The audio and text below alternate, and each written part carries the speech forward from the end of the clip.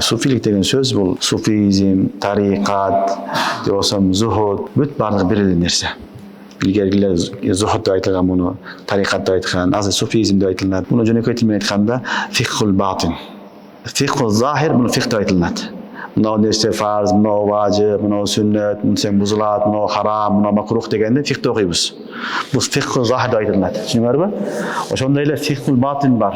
Ички дүйнөгө тиешелүү нерселер бар.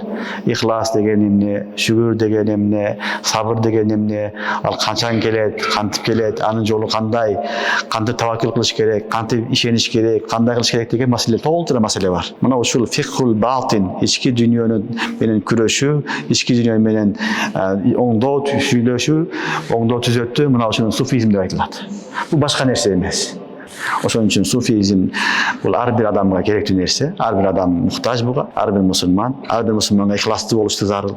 Ушул ихластуу суфизм үйрөтөт. Ар бир адам таваккул кылганды үйрөнүш керек, шүгүр кылганды үйрөнүш керек, сабырдуу болуш керек, баардыгын үйрөтөт. Ушул нерсе суфизм деген нерсе. Албетте суфизмдин эки түрү бар, бир туура, экинчиси туура эмес.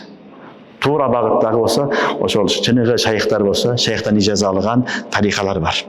Накшибандия, Шазалия, Кадырия, баягы Сахвардия, ушундай тарикалар бар. Булардын кимисинен болсо алган болсо, муттабиа сүннә шайх болсо, анда бул бул мубарак болсун, жакшы нерсе.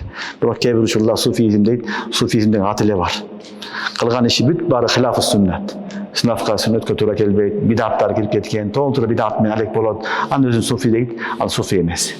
Эгер суфи сүнни болсо, сүнни тарика менен чыныгы шайхтардан алган тарикат болсо, ал чыныгы сүннөттүн негизинде болсо, ал суфизм болот. Анан сүннөттүн негизи жок болсо, өзү эле бирдекени түзүп алып эле өзүнчө суфи болуп алган болсо, анда ал суфизмди шарият кабыл албайт.